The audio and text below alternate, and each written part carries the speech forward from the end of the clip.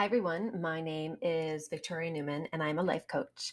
And I am doing part two of Why Your Thoughts and Words Matter. Now, I want you to imagine ever since you were a little kid, right, growing up, if you kept everything that you collected from a kid to a teenager to a young adult and then older, how much stuff would you have? Like, what would that look like? Would it fit in a room that you're in currently? Would it fit in your house? Like, how much stuff is that?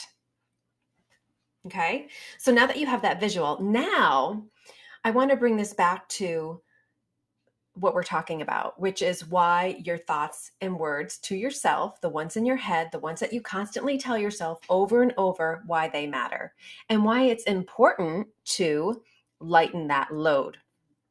Because if we kept all the things that we said about ourselves from a little kid or what people told us that we were and kept them and kept them and kept them, we'd have a really, really boatload of crap, right? That no longer serves us. Does this make sense? And so this is part of the next step of the process of grasping why your thoughts and words matter and how to get rid of those things that no longer serve you. So in our first session that we did, the part one, we talked about these thoughts and words and how we're talking to ourselves. If it's negative, if it's positive, what is it saying? Is it truth? Are we saying it sarcastically to make it lighter so it doesn't hurt so much or seem edgier? Or are we saying it in front of people to make them laugh, right? Like that whole vibe tone around it. Now that you have the homework from the first one was to really pay attention to how you're talking to yourself. Now the homework this time is we've paid attention to how we're talking to ourselves. Now I want you to actually go, wait a minute. Like sometimes I will say, oh man, that was so foolish. And I'm like, no, wait. Okay. All right, well, maybe I could have thought about this a little bit longer and had some other options. But considering I came off the cuff, that was pretty good for right now. Like, that was good. I'm getting there. I'm improving, right? Like, you can reframe what you're talking about. So, this section, this next part of part two of this series is about reframing. I want you to ask yourself a few questions.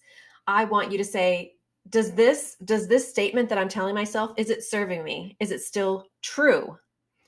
And then maybe ask yourself if you're still like going, where is this coming from? Is this an old belief that you grew up with? Perhaps this is a belief that you grew up with as a child, as a young adult, as a young teenager. Was this somebody else's words? Was this how they used to talk to you? And now it's becoming your voice. I want you to pay attention to where these words are coming from. And like I said, then say, is this really true? Or am I like just on autopilot with this phrase? What is the truth? Okay, yeah. So maybe it wasn't my best appearance, but you know what? I took the time to show up and I gave it everything that I had today. Right? There's just different ways to reframe and to say things that are not so negative, that are not name calling, that are not going to cut us down instead of build us up, and really be factual with where we are. Okay. So that's your homework, folks. I want you to reframe and release the words that no longer serve you. Because if we lighten up that load of stuff that we're carrying, of words that we're carrying, guess what?